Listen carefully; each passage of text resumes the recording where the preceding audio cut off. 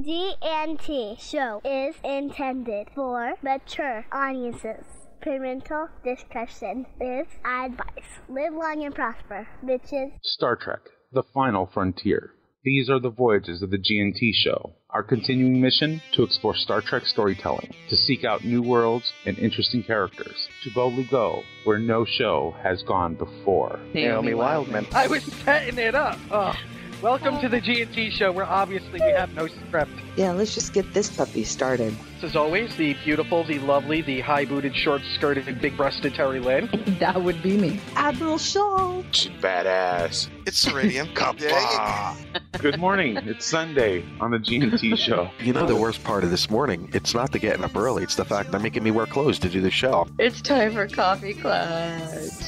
Strap on your helmets, boys and girls. It's gonna get rough. Oh, it's going to be one of those mornings. Let me put on my seatbelt, my helmet with the little blinky light on top. For safety. When we decided we were going to do the GNT show, one of the things we said was no standards. GNT show does not go on the air because we're ready. It goes on the air because it's 9 o'clock on Sunday morning. Mike could have snapped by then and killed us both. Pain sticks for Mike, evidently. We have our production meetings on the air. Well, it's the best way to get you to adhere to things. Yeah, you've now set an expectation. That's the thing about the GNT show, is we set no expectations.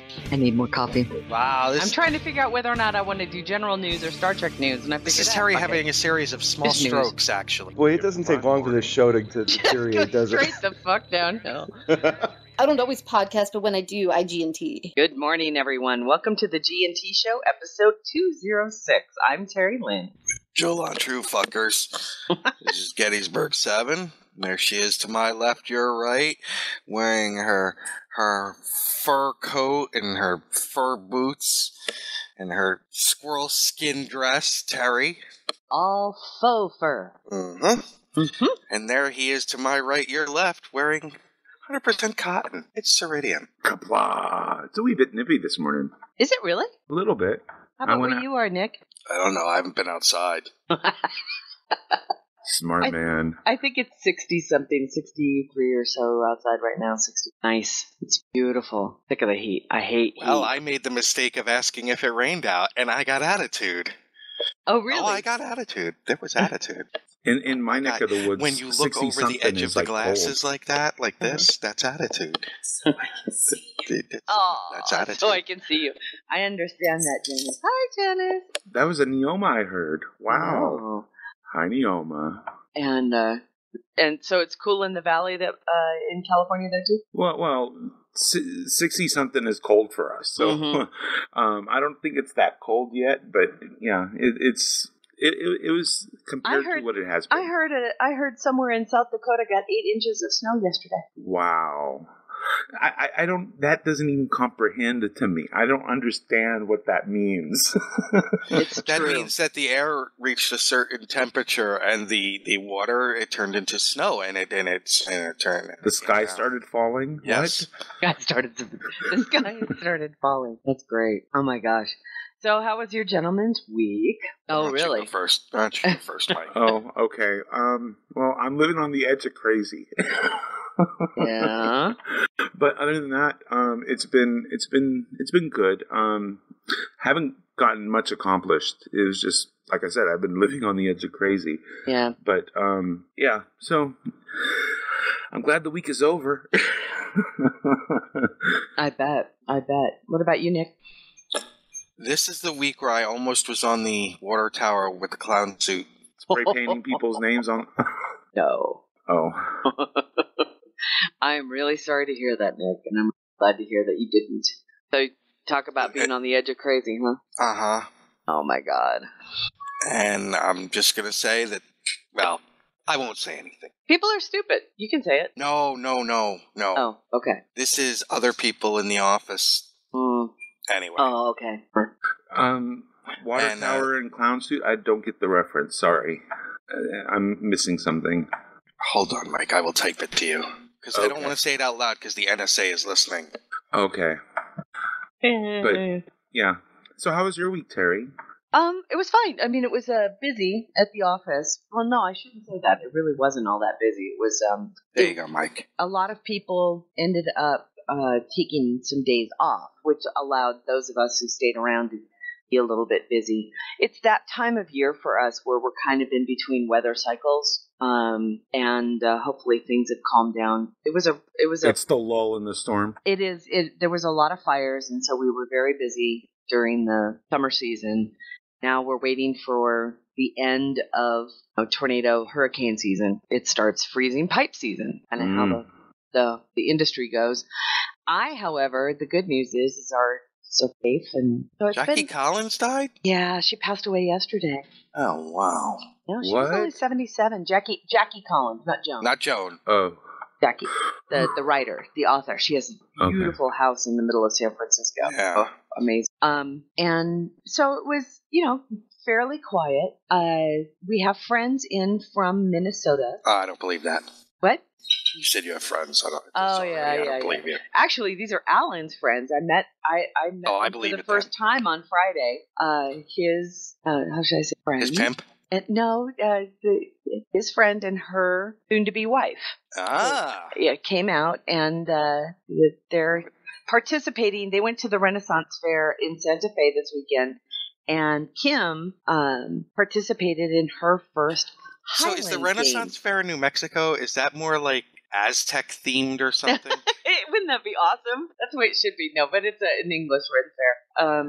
But Kim participated in her first Highland Games, so she did the caber toss and the shot put and all that stuff. And she was right on, Nick. I think it would be more awesome. I think it'd be more Spanish flavored than. No, it would be Native American. England. Well, yeah, the Native American does make more sense, but if you're looking for a European type of this, the Spanish might be. I know at the Ren Fair in California, it was like the 500th anniversary of when the English beat the Spanish Armada. It was a big thing. Wow. No, so we had a very nice dinner with them on Friday, and then Alan worked, and Alan's going to work today, although we are having breakfast with them before they move or head back to Minnesota. So that's our very cool, big, exciting week, but it was very nice. They're awesome. It was really great to meet them in person after all these years. So Janice and I went to the Hartford Comic-Con yesterday. Oh. Cool. How was that? Met BJ Britt. Which is, remind me. Oh, Terry. I know. The problem is you said Britt, and I thought Britt Summers, and I thought, Agents of S.H.I.E.L.D. Oh, really? Mm-hmm. Nice. Awesome guy. Awesome guy. And he's so cute. Yeah, he is a little dreamboat. I will say this about the Hartford Comic-Con. He played he's the black guy. Okay. Wait. Well, not who got killed by who got killed. Yeah, he got by the Inhuman. Okay. He got turned to dust. Rock on. Art. I will say one thing about the setup of the Hartford Comic-Con. Okay. You know the strength thing at the carnivals where they have the you hit the hammer and how high up you go and you get. Mm-hmm. If you're gonna have one of those in a Comic-Con, it's really loud. It's really, really, really loud. Wow. They put it inside? Oh, it was in the middle. Oh my God. And we're standing there talking, and all of a sudden this lady's standing near us. She's cosplaying and she's holding her baby. He was probably about a year old, but she's holding him and he's just about asleep on her shoulder. Oh, no. Wham! Everybody jumps. I'm sorry, but that's really funny. No, I mean, funny as in if you had filmed it, that would be hilarious. Yeah. Oh my God, too crazy. It was doing much good for my anxiety. Oh no. Oh no. But it was it's a deceptive Comic-Con in its size because it's not that big. Uh-huh. Even though it's held in the Excel Center, the former Hartford Civic Center, and but there's a lot in it. Okay, so enough to keep you busy and to keep us walking around fresh for about 4 hours. Oh, that's good. There was including a Playboy Playmate there because that fits. Oh, that's you're walking by a guy dressed up as Grodd. And then, oh, look, and there's a Playmate. That's you're gonna laugh at me, but It's oh my just god, a that is different kind so of fandom. Hartford. That is so Hartford.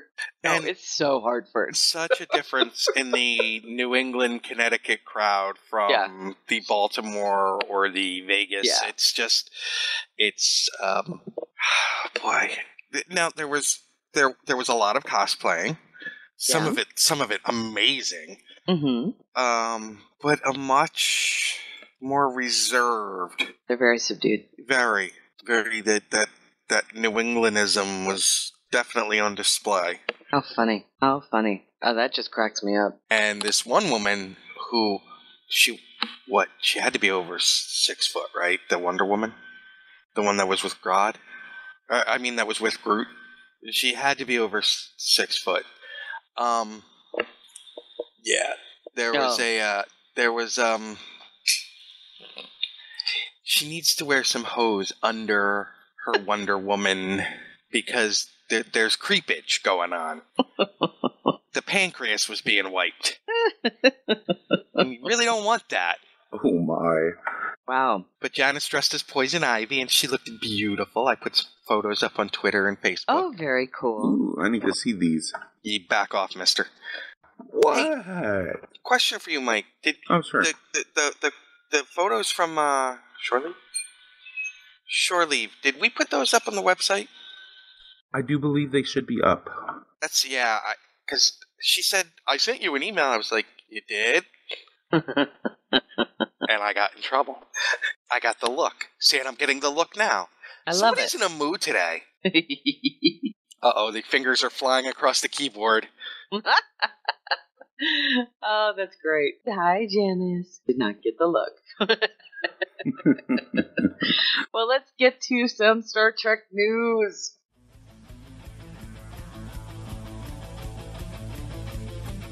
Star Trek news.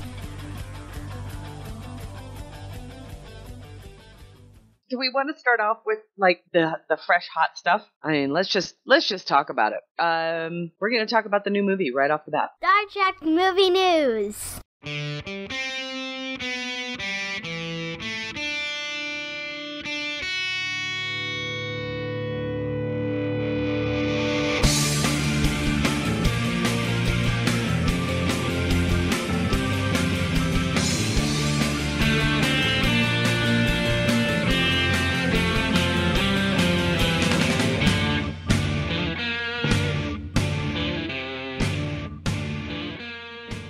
So, they pushed it back. They pushed it back by 2 weeks. It's now a week and a half closer to STLV. Yeah, it's a couple of weeks, right? It's a couple of weeks before STLV. It's also a couple of weeks after July 4th. And they didn't really explain why they made the move, although there is a lot of, I thought it was interesting. What I thought was most interesting is that most pundits, I guess you could say, entertainment pundits, are kind of kissing this off to Paramount deciding that they didn't want to go up against what movie's coming out that same week? The July 20th. The pet one. The Pet movie. Yeah, that they didn't want to go up against the Pet movie. So they decided to push it back by 2 weeks because they also didn't want it to go up against another film that was coming out the week before, and they're going to put it up against King Arthur. Yeah. And I'm not so sure that's the real reason. Everybody positions their films. I think what this sends, the message that this might send, is that Paramount isn't. Oh, I know I'm thinking into this, you guys. But if that's the reason, if you want to move your movie because you don't think it can go up against a kids film or a family film, which you know is going to rock, then I don't know if that means that you don't think that it's got the chutzpah to hand to stand up to it, or seriously, you don't. I guess my brain is like, really, you don't think it could stand up against a DreamWorks film? I mean, it's okay. Two movies can do well on the same weekend, and do they think it's going to be better to go up against another genre film as opposed to a family film? I'm confused. I don't know.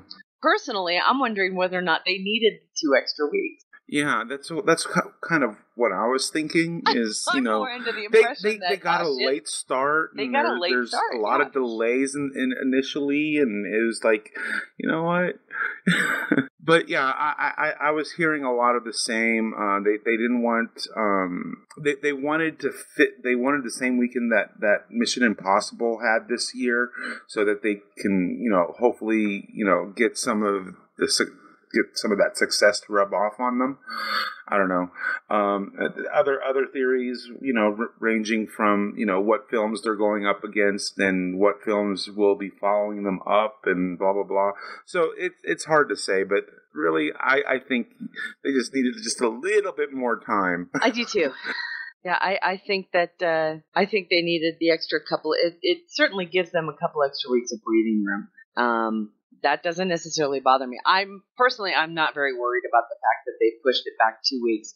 I think everybody is more kind of they're more kind of confused by why aren't they? And I guess that's the big question. Why aren't they? If they're going to push it back, why aren't they just going to push it back to September 8th and get the 50th anniversary? Or is it just because school's already in by that point and they don't think that they can carry the numbers because kids parents won't be taking their kids to movies. It wouldn't be the summer blockbuster by that point. Well, it might also be that Labor Day weekend's going to be the weekend before, so that's the last big 3-day weekend of the season. So yeah, September, the first week of September, you guys, not a very good movie release weekend. It's kind of people, they don't really put out a lot of big films at the very beginning of school season because money has already gone to new notebooks and crayons and new shoes and everything else. So yep. I don't know. I'm not very worried about the 2-week pushback. I'm actually kind of glad that they're going to take their time. I'm just not buying that they were afraid to go up against a pet film. Yeah, and the following week I think it was Ghostbusters that they would be up against. That's what it is, right? Yeah. So it's going to be like this pet film, Ghostbusters, Star Trek, and then the Bourne movie comes out the week after that. So, sorry, King Arthur, I think you're going to get clobbered. And they can't really, and they can't push it back all the way till December, which is what I think they normally do, with Trek movies, just because, Star Wars. Yeah, that would be just crazy. Are they doing? Are the Star Wars movies coming out annually? Well, this one's coming out in December. Yeah, this one's in December, right? And it would. Oh, yeah. You don't want the Star Trek to come out against the Stars because we already know that the Star Wars is going to be the big. Yeah. And that just gives ammunition to those Star Wars geeks. Yeah. Okay. Now, seeing as though we're already on the discussion, we're going to take this squirrel and we're going to ride it. Put the saddle on the squirrel. All right. I am so jealous. As a Star Trek fan, I'm beyond jealous. The amount of toys and collectibles and the merchandise and the merchandise and the merchandise. New Star Trek products are coming in soon. You're referring to that new mini fridge, right? The R2D2. The R2D2 mini fridge, the BB-8, the Flying Millennium Falcon. Holy shit. I want it all. I want it. I'm so pissed. I have to say, that R2D2 mini fridge, it's fucking awesome. It's awesome. It's remote controlled. I mean, it could deliver your beer while you're sitting there watching your Star Wars marathon. I mean, they even painted a fucking plane to make it look like R2D2. That's fucking awesome. Yeah. I saw that as well. I mean, it's amazing. They definitely know how to market their shit.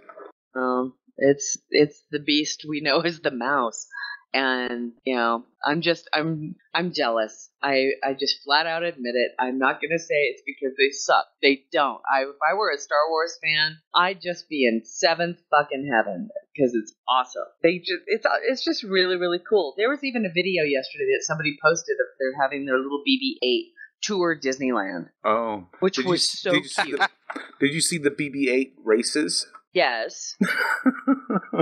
Now that's creative. I know. Like that. I just so cute. Okay, well, I know that we're getting some more and more merchandise coming out, but, I'm sorry. Oh, but some of it was at the convention. Was it really? Mm-hmm. What'd you see? Stuff. Wait, is Come this on Star in Wars here. stuff or Trek stuff? Really, Mike? I'm just. What do you think would already be at a convention? It was a Star Comic Con, so probably Star Wars. There you go. Okay. You know what I'm not seeing yet is any figures. I think that they'll probably start releasing those right before. I'm thinking about Thanksgiving. Yeah, I think they'll start releasing those right beforehand, if only because there's probably some characters that we don't really know, right? Who they are supposed to be yet, kind of thing. There were a lot of figures released during Force Friday, but they sold out so quickly. That's probably why you didn't see them. Just weren't any available, or if they were, now, they were already purchased. One of the fun things about a con is the retro toys that people have for sale. They had Aiton, I thought of you. I was showing Janice. They had the Steve Austin rocket ship that opens up into the operating table. Yeah. Oh, that's so awesome. But It's a rocket ship and a surgical bay? It opens up to the surgery, to the surgical room where you can replace where he his arm became and the shit. $6 million man. They also had Terry, and they were expensive, like original run the action figures because they weren't dolls from Planet of the Apes. Oh, like that's General cool. Aldo and Cornelius and Dr. Zaius. Dr. Zaius, Dr. Zaius, Dr. Zaius, Dr. Oh my Zaius. god! And if you don't know what he's actually parodying, it's Amadeus. That's cool. That's really cool. There's actually a pretty funny article on StarTrek.com this week where they talked about color forms. Do you remember those? Oh my god! Remember Shrinky Dinks? Oh, I remember Shrinky. Who thought it was a good idea? Hey, let's make a toy that the kid has to put in the oven. They still make them. Do they? No. Yeah. For the microwave? Because I bought no for the oven. I bought some here in Albuquerque when we first moved here, and I bought some just because I wanted to play with them. I wanted to color them, and they still make them and shit. Yeah, it's awesome. Well, wait, are you talking color forms or Shrinky Dinks? Shrinky Dinks. Color them, for cut our them out, audience and then that put may them in the not oven. know what Shrinky Dinks are, they were these things that you can color. It was like a plastic sheet that had, you could color them. They had little figures or whatever on them, and you took like a colored pencil and you colored them in, and then you cut them out of the plastic sheet, and then you put the little colored items onto a baking sheet, and you would bake them, and they would shrink and thicken into a full of hard plastic. You could turn them into earrings or jewelry or watches or whatever. And I loved them. I still do. But think about this, people. It was a toy that kids put in the oven. Yes. And of course, they said on the commercial, have your parents help because, legal. Well, either way, there's the link to the article about the color forms, which talks about how they came out 40 years ago. Wow. The Star Trek the color forms. Color forms were these other little plastic, they were like paper dolls, but they were plastic, and they would stick, just by what they called magic, right? Oh, I remember these. Yeah, and you would just you would peel them off their base, and then you would re-stick them onto different, what's the word I'm looking for? You would stick them onto different scenes. Yeah. And it was butch paper dolls is what they were, really. Basically, you're making your own comic book page. Yeah, and they were stick-on, and they were completely reapplicable. So you could peel them off, put them back on, and they just stuck on. It wasn't like stickers that you couldn't peel back off. And you would just put them back, and you could reposition them, and I loved them. They were great. Yeah, but they don't come off linoleum very well. Oh. I thought that was pretty cool. Right on.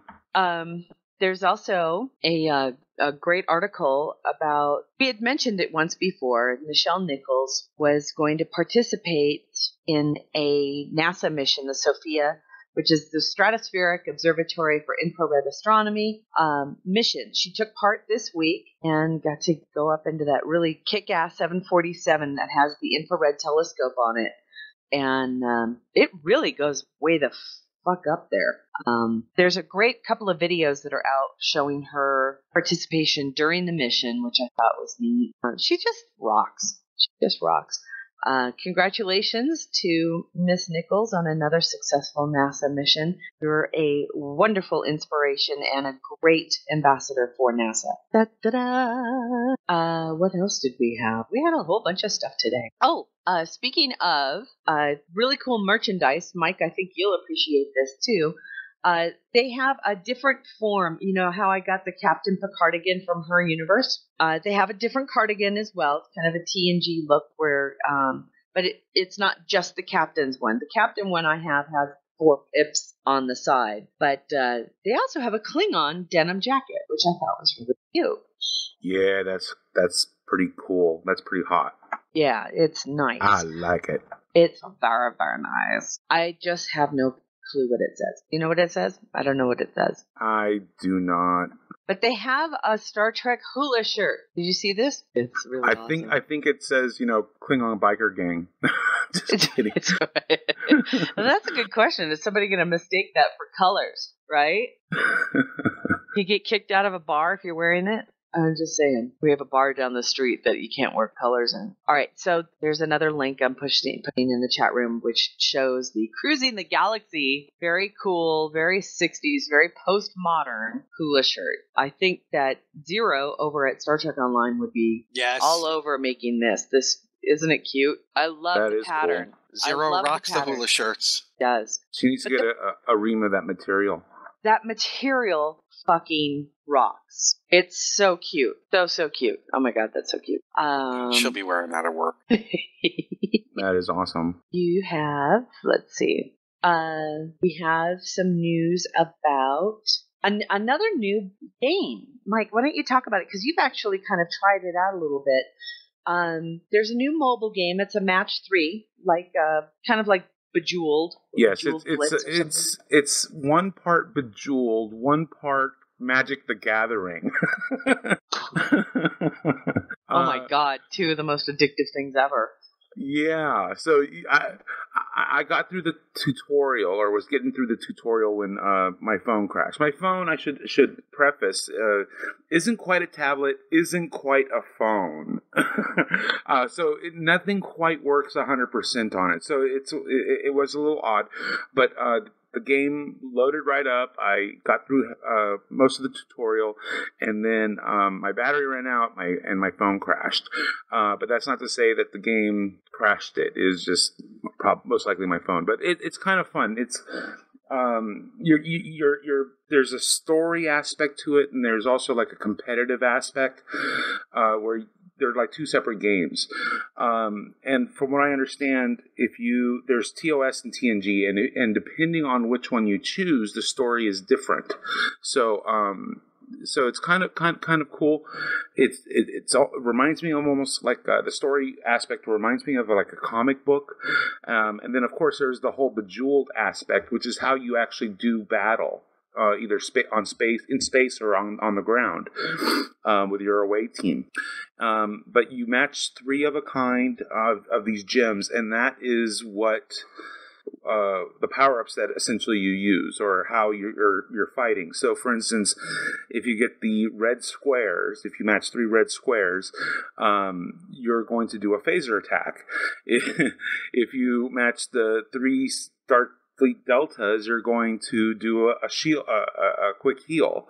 It's kind of different, kind of cool. So there's a lot of strategy involved. Not only the Bejeweled matching game, but you're also going, for instance, in the tutorial, you're going up against a Klingon ship and a Cardassian Hideki separately, not all at the same time. So you're based on what you match is what your ship ends up doing. against the enemy. Well, that's kind of interesting. It is. It was kind of cool. Very unique take, I thought. And it seems like it's going to be a lot of fun. So, yeah, check it out. It's called Star Trek The Wrath of Jims. It's on Android and iOS right now. So, check it out. Available. Yeah, you can get it from your app store. God, there's been a lot of news. Let's talk real quickly and very briefly. We didn't touch on it last week, although I think it had already occurred last week. Jennifer Lean's arrest. Yep. For those who aren't aware, which I can't, Jennifer Lean was arrested last week and charged with exposure to minors, exposing herself to minors. It's a frustrating case all around. I think a lot of people are rightfully so pretty angry and yet very saddened by somebody whose life has changed so dramatically since when you kind of quote unquote knew her when she was an actress in Star Trek Voyager. There had always been rumors about her mental health for the past couple of decades, really. It's obvious to see that things have not improved. So I just wanted to kind of make sure that everybody knew that we were acknowledging the news, but sadly not her first arrest either. Right. And this is a person who has, and I guess my frustration is it's true. We know she has a lot of problems. We know that we have some issues. She has some issues, and I have some issues with how it's being reported and or commented upon by the general public. Not because I think she deserves special treatment because she's an actress, and not because I think she deserves special treatment because she was in Star Trek.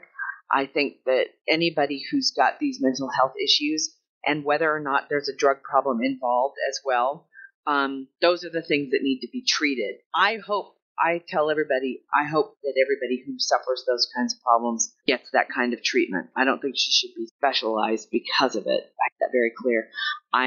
You know me, when it comes to mental health issues, and when it comes to people who, I don't know if she was abusing or not, we just know there is a special sort of wrong going on there. So, yeah.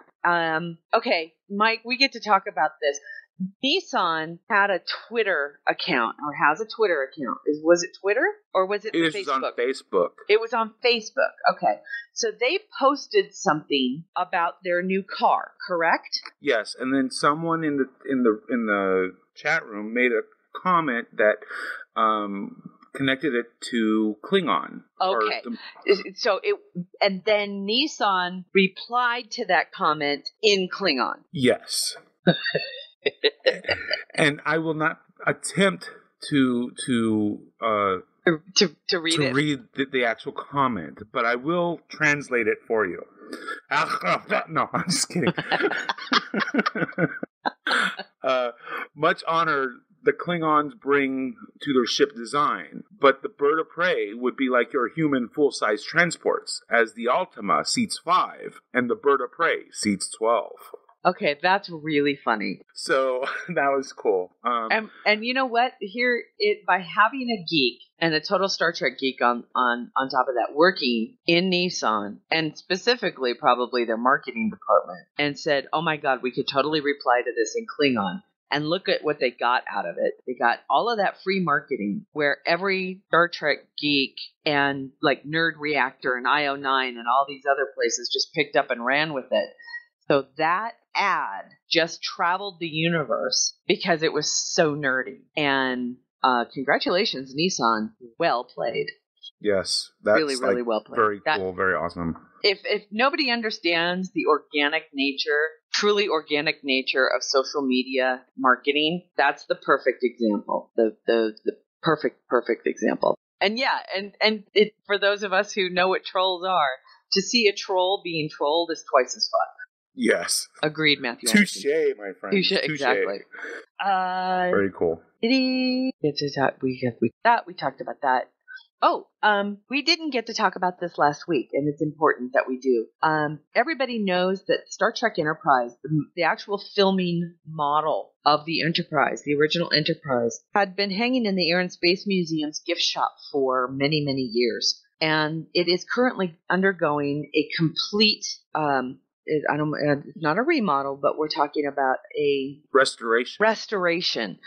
There has now been a public call from the Smithsonian National Air and Space Museum asking all Star Trek fans who may have photos of the prop from the 60s all the way to 1976. If you've got any photos or if you know of anybody who may have, because these are the public calls that usually end up, you never know. If you know anybody who worked for Paramount, who worked for CBS, who worked for Desilu, or may have just been going by and took a photo one day, or has any original photos from this. You might have been on a tour, and they might have been. You never know, and may have a photo or film or anything that may show what the model looked like back then.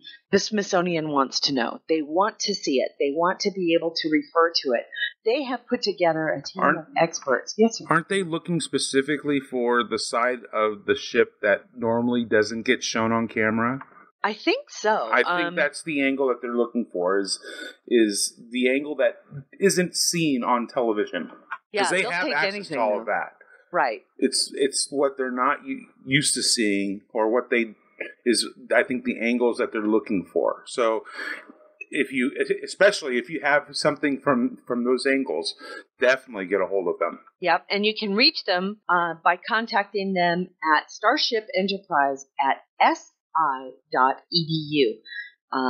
They are looking for anyone who possesses original photos of the model prior to 19. So yeah, definitely get the word out if you know anybody who may, even just remotely, might have had some kind of a connection and may have seen it, took a picture of it. That uncle that you've thought, oh man, he worked, for a whole 3 days. You never know. He might have a shoebox with some film or some photos that might. You mean the uncle that was dragged kicking and screaming from the set? Yes, that guy. That guy. Okay. Speaking of, not the guy who just joined the chat room, but that guy. Oh my God, that's a cute picture. Who posted that? Matthew Anderson didn't. Now we know what's underneath the stormtrooper costumes. Speaking of the industry, good luck, and hopefully Miss oh jeez, I'm having a morning. I know. Hopefully Miss Mulaney wins for Orphan Black this evening. Oh, that's right. The Emmys are today. Yes. Well, she was nominated at least. That's a good Finally. thing. Yeah, I know. We'll see. Let's see. Let's talk, Mike. We've got a couple of Kickstarters that we just need to touch on. Start on this? Sure. Actually, there's quite a bit of news coming out of the fan production arena. Shit. Renegades especially. Holy shit. Yeah. You hear about this, Nick? I'll start with Renegades. Yeah. Let's see. Renegades, they're going to be starting up their next Kickstarter very soon, but they've announced that Terry Farrell will be joining the cast or making an appearance in the next episode, at least, as a renegade. Also, Michael Westmore has come on board to supervise makeup, and he is bringing some of the best, quote unquote, from Face Off to as part of his makeup department team.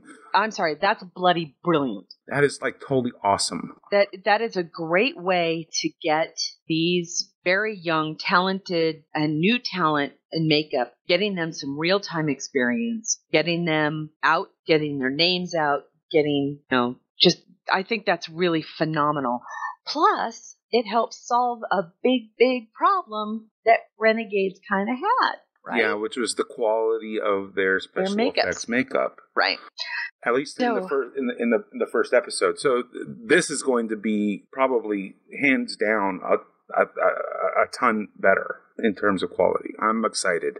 I am too. I think that's what a wonderful thing, and what a great avenue of. I was a little worried that Renegades was gonna just hang it. I really did. I thought they might just hang it up, but I'm glad to hear that they're not. I'm very pleased that they've decided no. Not only are we gonna, but they're taking the criticism that they were given and are making it right. They're actually going to go, you know what? You're right. Let's make this better. That's fantastic. That's really fantastic. Moving And on. it'll be good to see Terry Yeah. Farrell again. Oh yeah. I wonder what kind of renegade she'll be playing. That's kind of what I'm curious to see. Next up, the Red Shirt Diaries season 2. They've launched their first episode of season 2. The Menagerie Part 1. So that is now available. So give that a watch. Fun stuff there. Let's see. Pacific 201. They have reached their $20,000 goal. So congratulations. Congratulations to you. 14 hours to go. So by the time most people read this, it will be over. But congratulations to them once again. Let's see. Next up.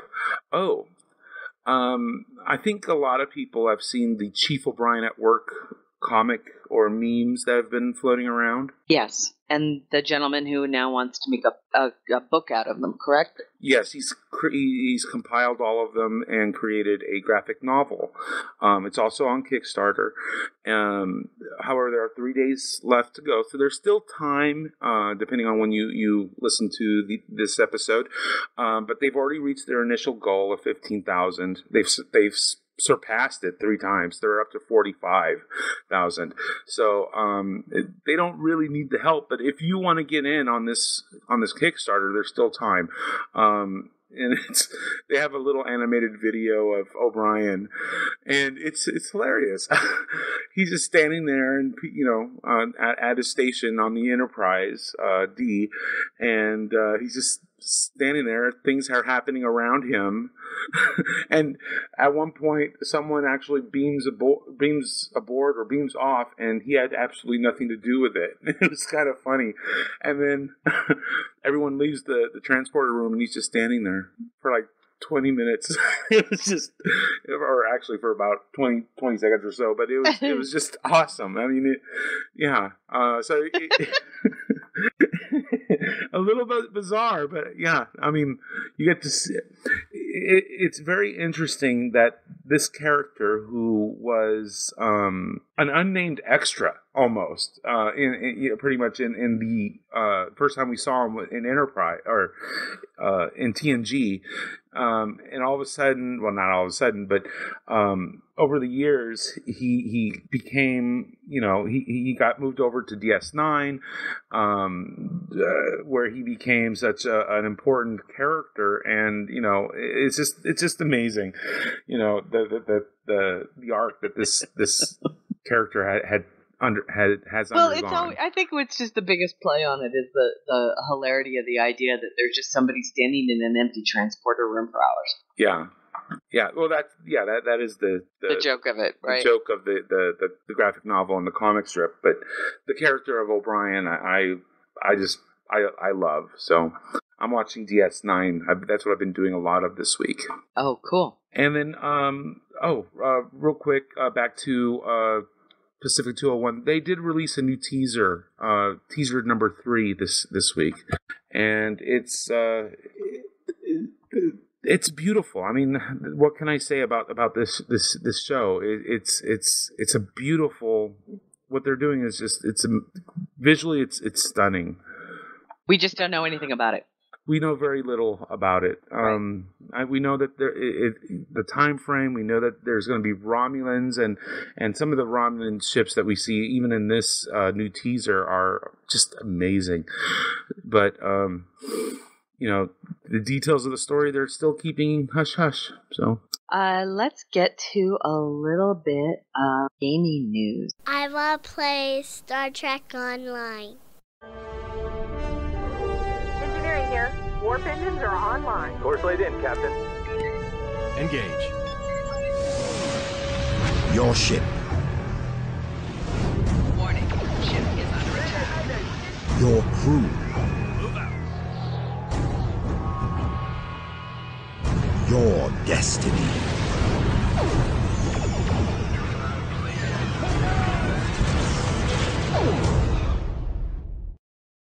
Disruptor Beam has announced its visuals, correct, for Ensign Tuvok and Security Chief Tuvok for Star Trek Timelines. Yes. You can take a look. Mike, I think we'll put the links in the chat room. I also sent them a message over Twitter this week, asking them about if there are going to be limitations to the number of characters that we can have. And there are limitations. Right. So it looks like we're going to have to pick and choose. I did also follow up with another question asking them if there was going to be a way that we can possibly purchase additional character slots or inventory slots or whatnot. And I received no comment at this time. But they did say that the number of slots that we will be receiving is still yet to be determined. So, okay. For all we know, we may not need any more. But just in case you got to catch them all, Right. They also announced both the Lieutenant Sulu and the fencing Sulu. Yes, they did, and those are two great Sulus. I'm kind of, I want Captain Sulu. Exactly. if we're gonna have Vincent Tuvok, we gotta have we gotta have Captain Sulu as well. And then to touch on real quick, I know that one of the things that you posted in the list of links, Mike, was one of the things I actually retweeted this week. Star Trek Online, Laughing Trendy posted it. I'm not exactly sure who wrote it, though. It might have been Kate. It might have been. You never know who actually writes the Tales of the War that they do. They Star take Trek turns. Online. They do take turns. Laughing, the Trendy posts, Morgan posts them. Yeah, but usually at the bottom, it will say written by Kate Bankson or Jesse Heinig. So if it's credited to Laughing Trendy, then most likely she's the one that wrote it, or Christine may have written it before she left. I don't know. Either way, it was fantastic. It was a good one. It was a real good one. It really helped kind of touch on the post-Midnight, the featured episode called Midnight that we talked about last week. It was really great to have this conversation between Captain Paris and Captain Pagan. And, Kagran, that's his name. Really, really fun. Not fun as in haha, but fun as in it was a unique character study between this Klingon who's trying to write a regret letter a death letter to the parents of a human. And it's sorry, but I laughed. It was actually really funny because you get to see what this one culture sees as important death and how that is and how completely reprehensible that is to a human. Yeah, he was definitely going into TMI. Way TMI, but hilarious. So yeah, it was really well done. I liked it.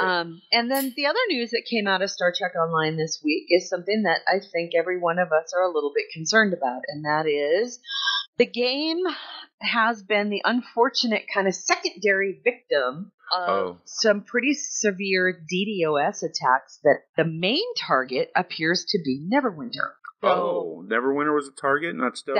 Not Stowe. There's been, and I've been watching this kind of...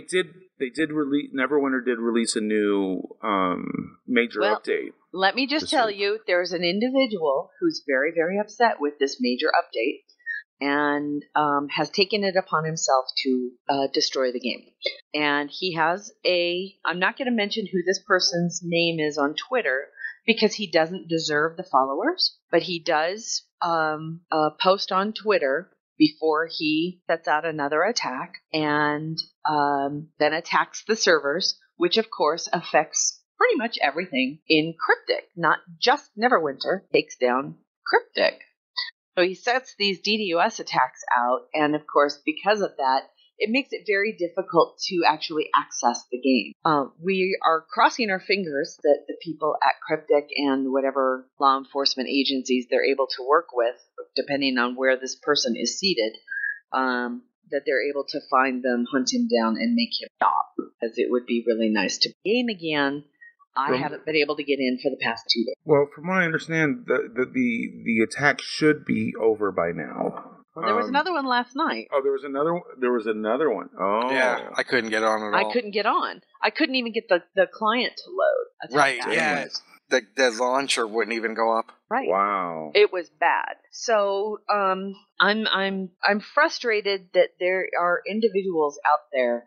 You know how you get the impression, Nick, I know that you'll appreciate my insanity on this, but I just get this impression that there's some little immature dweeb sitting out there who's got that little kind of God complex, right? That he has his finger on this, what he perceives as this power of being able to ruin people's lives or ruin Cryptic, and he uses it. And as he's setting apart the DDoS attack, is wanking off.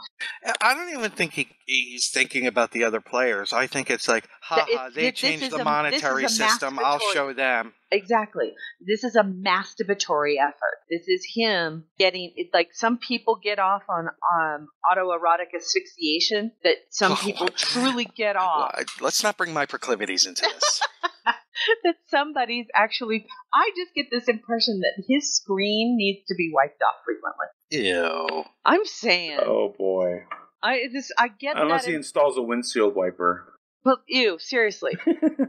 Seriously. I just get this impression that this is a person who has taken it that takes a truly perverse satisfaction out of and that most hackers might be that way. Well, and it's that sense of entitlement that you can't change anything in this, so I will now make sure out. Nobody, right, that's exactly right. Like, I'm going to throw my 2-year-old tantrum. Now, I did post something, on Twitter, Gates McFadden, or Beverly Crusher fans have, October 13th is Dr. Crusher's birthday, so hashtag Bev Crusher Day is October 13th, and Gates McFadden has slyly put out that she's definitely on board with this. Oh, that's great. Right on. How fun. She's very interactive. She is. Fun, everybody.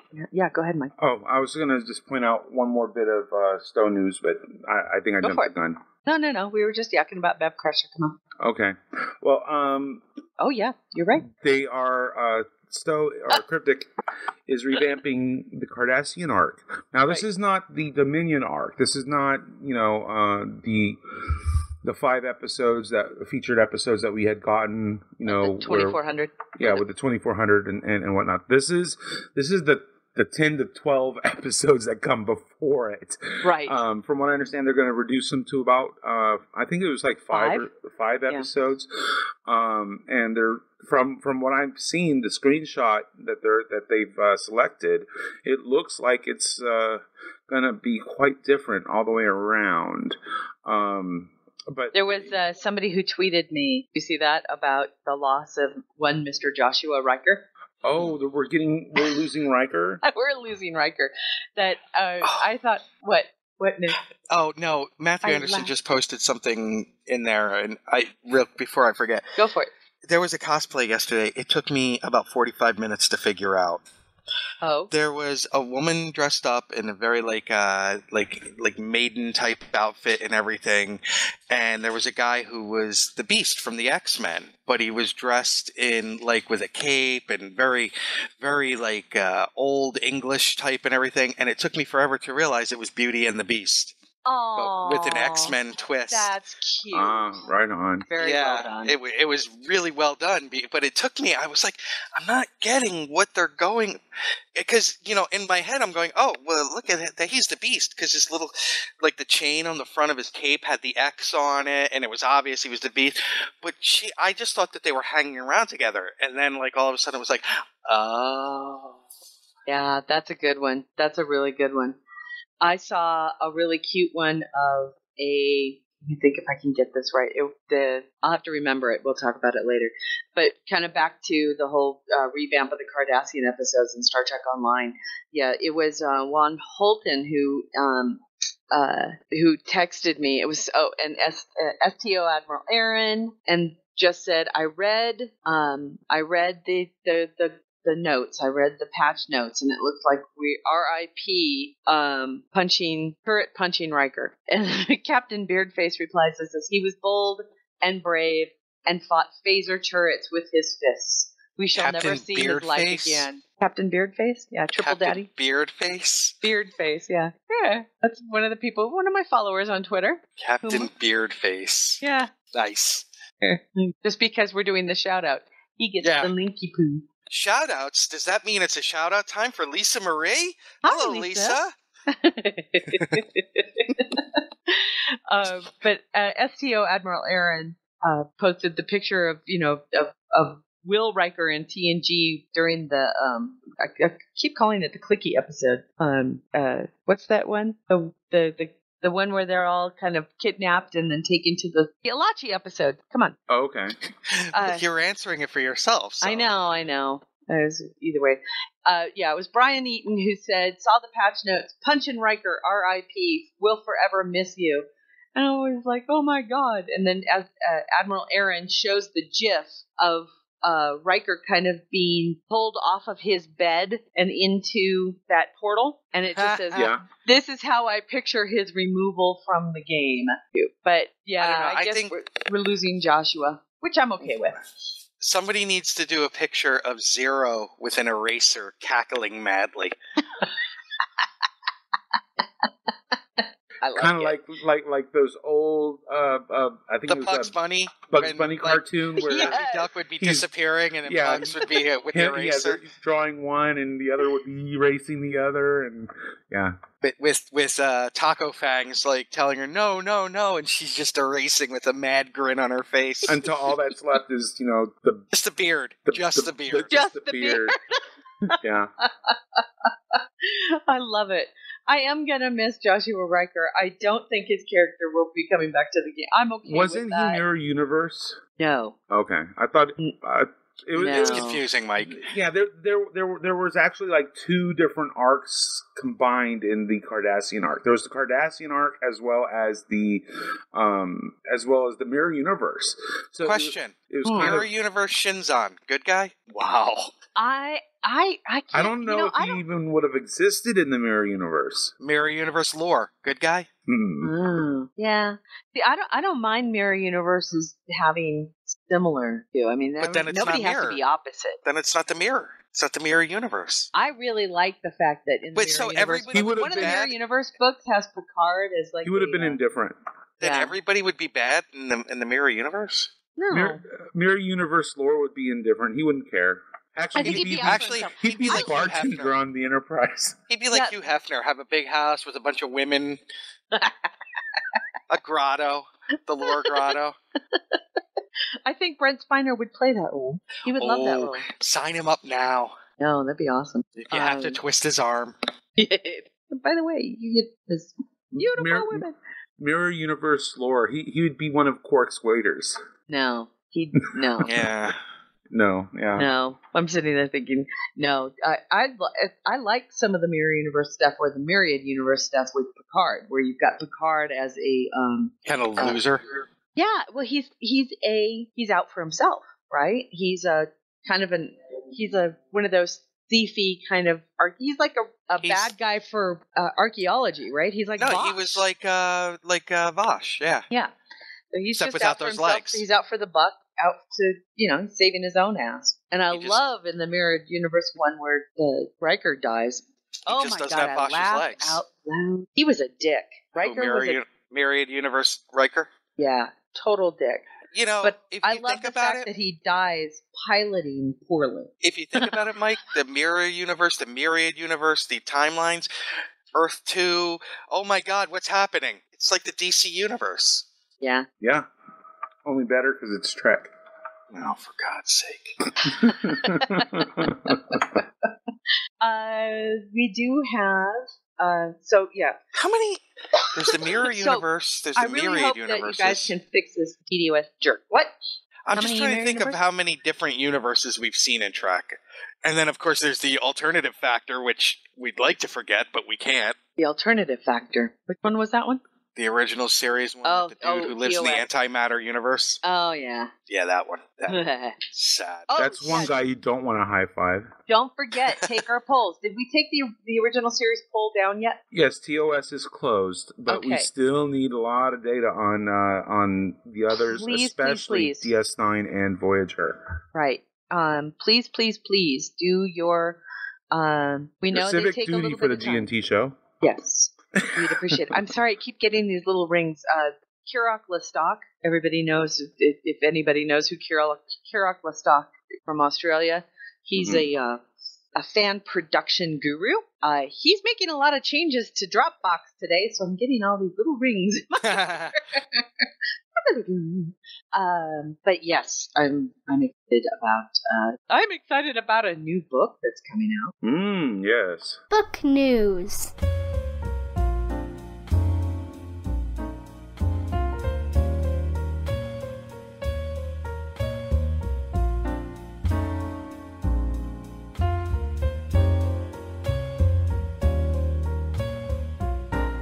I saw James him Swallow. tweet it yesterday. Yes. And I can't believe that it's already out because I don't have access to it yet, once again.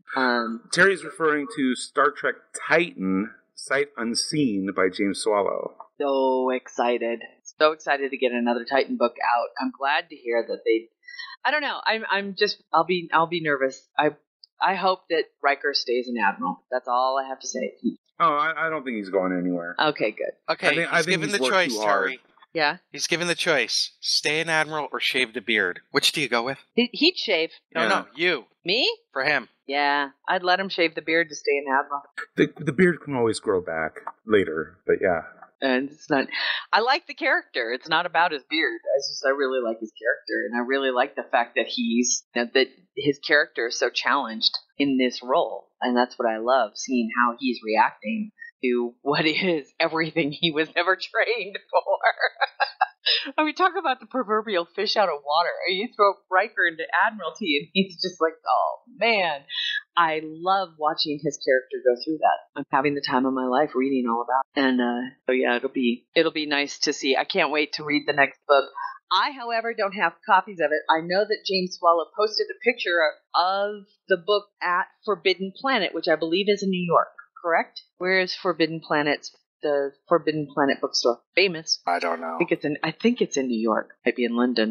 I have no idea. Yeah. I, however, have not seen it in the wild yet, and I have it on pre-order through Amazon. Speaking of which, heads up, people. When you order a book through Amazon, make sure you click on the right one, because Amazon set things up now to where it automatically defaults to the Kindle version. Yeah. And I made that mistake twice now, where I'm like, where the fuck is my book? And then I find out, oh, shit, it's the Kindle version. I don't own a Kindle. So there's a Kindle app, but it's not the same. Yeah. Not the same. There are certain books I want in my tangible. I want to touch them. And the Titan books are definitely one of them. And David Mack. And the Seekers books are the others. Seekers 3 is out, and Seekers 4 is coming up. Yep, it's on deck. Looking forward to as well. But this week, I got a very sweet tweet from somebody. It was actually Dayton tweeted this week to somebody who had just read her first Titan book, and the person on Twitter, her handle is The Needs of Many. Yeah, you know who she is. Alien Princess. Yeah. Well, we weren't following each other. We weren't following each other until this week, thanks to Jeff Thorne and Dayton Ward.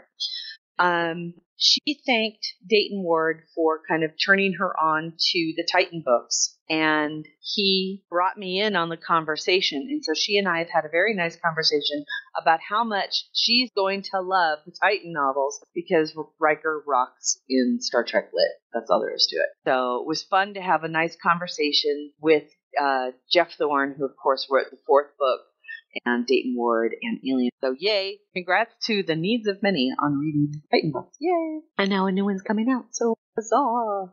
So hopefully I'll have that. Well, not hopefully. I know me. I'll read it. You know, Alan read The Martian, the new, the book about the movie that's coming out. Alan read that in, no lie, 3 days. He just gobbled that one down. Alan never reads books.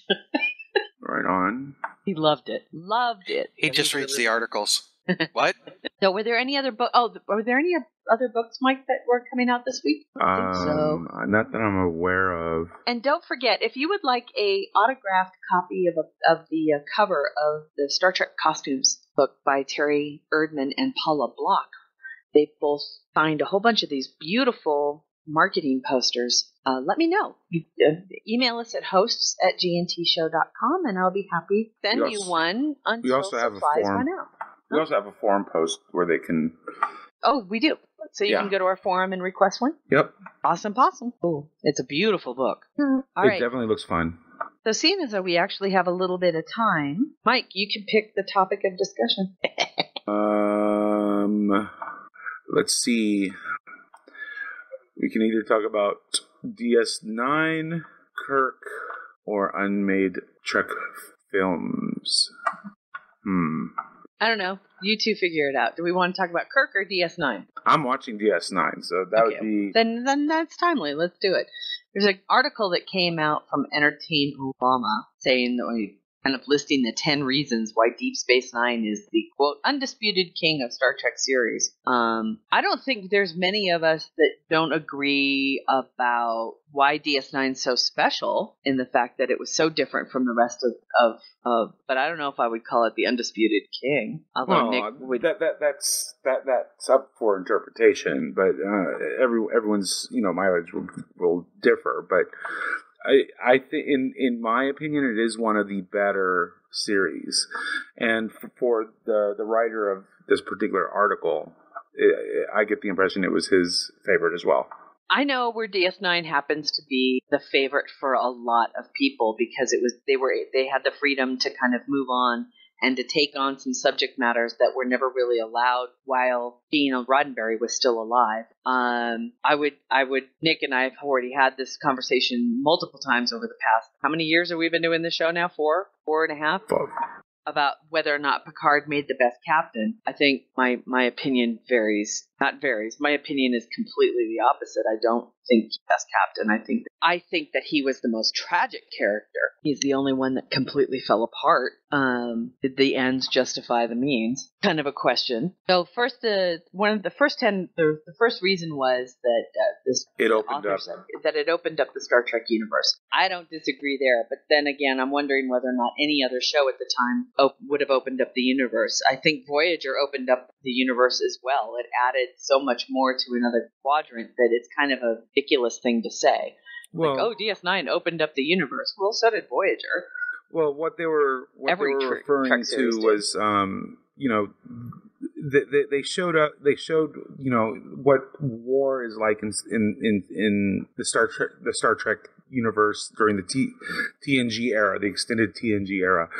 It showed political struggles, wars, religion, money, and other complexities that we never really got to see. So we got to see how almost what day-to-day life for the average person during this time period was like, and I think that's kind of the direction that he was kind of going in, based on what he ends up talking about later in the article. Okay, it wasn't the fact that they opened up the Delta Quadrant or the Gamma Quadrant, which we actually saw very little of. Right. Honestly, we saw very little of the Gamma Quadrant. It was more of seeing the stuff going on at home rather than going out. We were looking within. Yes. And the number 2 item is Cisco made the best captain ever. That could be argued over, but there he is. I was wondering what happened to you. I went to get some cereal. Cool, good for you. Yeah, we were just discussing how over the past 4 years, you and I have we have very different opinions about Cisco being where I'm like, whatever. I know a lot of people think he was the best captain, but I think he was, and I want to mean that in the biggest tragic way. I think he was the most tragic captain. But and by tragic, she means the most awesome. No, I think, the most tragic. The writer describes Cisco, let's see, Avery Brooks and his portrayal of the character has added weight to the already straight and confrontational character that Cisco was meant to be. A passionate person, he derives strength from his passions, and that is what makes him the most endearing of the lot. He was very passionate. That was something that we got to see. It was a part of him that I did appreciate. And it was how we saw him with his son. We saw him with his friends. We saw him with eventually his wife. And we saw how he grieved with the loss of his first wife. We saw how he grieved with the loss of his friends, his extended family, his co-workers, during the war, and some of the extremes that he was willing to take in order to guarantee or to ensure that the loss of life did not have to continue. Yeah, but I don't think that made him the best captain. Like I said, he had so much going for him to kind of have such a personal and what I mean again, tragic failure of pretty much he gutted himself and turned him. What everybody sees as the best episode, and probably one of the best episodes in all of Star Trek. I'm not saying it wasn't a fantastic episode, because it really was, but it really was more about the loss of the character, which was in the Pale Moonlight. In the Pale Moonlight shows the fall of what could have been the best falls. And he turns into, quite literally, Star Trek's most tragic character by turning against what made him so great. Yeah, he threw it all away. Yeah. And he was willing to compromise his ideals, his everything that he stands for in order to try to bring the war to an end. Yeah, it was very tragic. Yeah, and so that's why I will say I don't think he was the best captain, but he was Star Trek's most tragic character. Number 3, DS9 finally gave us some action, which kind of cracks me up. I guess that's the one thing that is since Star Trek was conceived at the time when the Cold War was happening, they stuck to a peaceful future, one where humanity had evolved beyond wars. Well, that's not necessarily the case, because the Klingons, they were at war with the Klingons. So I think that this person who wrote this didn't fucking understand the original series. I got that impression as well. I think he's a new era. Well, yeah, DS9 was probably his first Trek. Possibly. And also coming from, and that's the one thing that's always been everybody's biggest complaint about Star Trek, is that, quote unquote, it's too cerebral, right? Even J.J. Abrams was like, it's just a talkie geek fest. That's the one thing that we've always had to appreciate. What? Well, TOS was originally action adventure. I mean, there was action every week. Kirk got into a fist fight every week. He beat up Gorn. It just comes down to, it's like, oh my God, Star Trek sucked until there was action. Well, you know what? That's a problem with the writer. And that's a problem with some of the people who don't understand what made Star Trek great. Yeah. Is action wrong? Oh, hell no. No. But it's not the reason why any sci-fi should be made. Yeah, it should not be the point. Exactly. So I think this person's an idiot for thinking of, we have some action. Because I'm sitting there thinking some of the most cerebral, less action-oriented, you're watching DS9 all over again. I'm sure that Nick would agree with you. They're not action-oriented. Well, see, the action is wrapped around the story. The story is still what is moving the action forward. And action for action's sake is not worthwhile, but that the way that DS9 handles the action is very good, because there's a point to it. There's a reason for it. There's something bigger going on than just let's go blow up some ships. Let's go beat up this guy. Let's go beat up a few. Yeah. I think the difference is in TNG, especially in the early couple of years, action would start and then he would say conference room. Yeah. Whereas in DS9, the action would start, and he would say, "Fuck you." I think that's the difference in the two there. I don't disagree with that. There was a great article, a very interesting article that came out this week that said, now I disagreed with the way that the verbiage that the person wrote were used, which was that Star Trek, the lifespan of Star Trek explains the decline of liberalism. It doesn't. Huh? Yeah, it was really, tell me about that, right? Okay, it was very interesting. There's an article out there about how Star Trek, and the word, and the word was defined? What was the word, Mike? Do you have the... How Star Trek explains the decline of liberalism. And, right. How Star Trek explains the decline of liberalism, which is so misleading in that article, because it really didn't. What they were saying was Star Trek has always been a product of its time. And because liberalism the pendulum was swinging to a more conservative state, so therefore the show did as well. It wasn't like Star Trek somehow explains why humanity suddenly became conservative. Which I wouldn't say that TNG was conservative at all. Well, and that's not the perspective that the article was taking. Was it just a really bad headline? Yes. Yeah. Very bad. But the point that, or the angle that they were doing is that they were comparing the new films to everything that has come before, and how which is so unfair. Exactly, it's unfair, and how from its initial to what we are now seeing, Star Trek has. And it goes hand in hand with this conversation we've had about action, about what sells, what is selling. The fact of the matter is, when Roddenberry created this show, and he had to keep fighting for it and keep fighting for it and keep fighting for it, was because it wasn't. There's that perception. It was action sells and aliens of the week sell, and it's all about selling, selling, selling. Well, the JJ films are exactly what Roddenberry was trying not to do, which was sell what would sell. It was selling what he wanted to create. He made a piece of art. These were painters, right? These were artists, and they wanted to sell their art. They didn't want to sell art that sells. They just wanted to sell what they've created because that's what they wanted to put out there. And DS9 was a great example of the success that you can have by putting out fantastic, artful, meaningful material and have it sell. And it wasn't that they were pandering. That's, I guess, the better thing. I think the JJ films, the first two, are total pandering. They're just pandering. Yeah, it's a sci-fi. It's a good sci-fi film. Oh, it's not sci-fi. It's just action. Well, yeah, but it does have that sci-fi element. But they're good films. But they have that. All the Trek stuff was add-on, secondary to what they originally had. It's like they had a sci-fi script. They said, okay, this one kind of works with Trek. Let's change the names. Let's add some Trek references and call it a day. It was big budget fan fiction written poorly.